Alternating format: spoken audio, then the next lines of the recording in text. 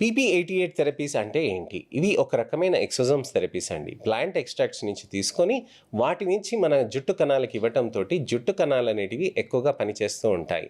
ఎప్పుడైనా గానీ జుట్టుకి మూల కణాలనేటివి చాలా ఇంపార్టెంట్ అండి. వాటినే స్టెమ్ సెల్స్ అని అంటారనమాట.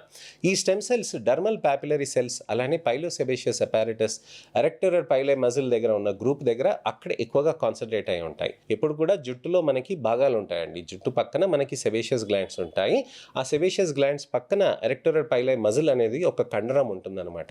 చాలా మైక్రోస్కోపిక్ కండరం అనమాట. ఇక్కడే మనకి చాలా యాక్టివిటీ అనేది జరుగుతుంది.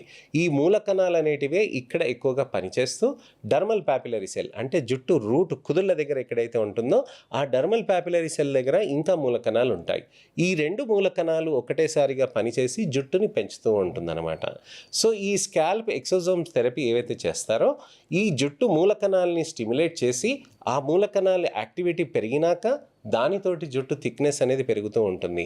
అలానే జుట్టు పొడుగు కూడా పెరగటం మొదలవుతూ ఉంటుంది. అందుకోసం మనం ఈ థెరపీస్ చేసినప్పుడు హెయిర్ టెక్స్చర్, హెయిర్ వాల్యూమ్ అనేది బెటర్ అయిందని మన పేషెంట్స్ చెప్తూ ఉంటారు. సో ఇవి మనం కాంబినేషన్స్ తోటి చేయవచ్చా? ప్లేట్లెట్ రిచ్ ప్లాస్మా తోటి చేయొచ్చండి, గ్రోత్ ఫ్యాక్టర్ కాన్సన్ట్రేట్స్ తోటి చేయొచ్చు, బయోసెల్ హెయిర్ సీరమ్స్ తోటి చేయొచ్చు, అలానే హ్యూమన్ ఎక్సోజోమ్స్ తోటి కూడా మనం చేయవచ్చు అనమాట.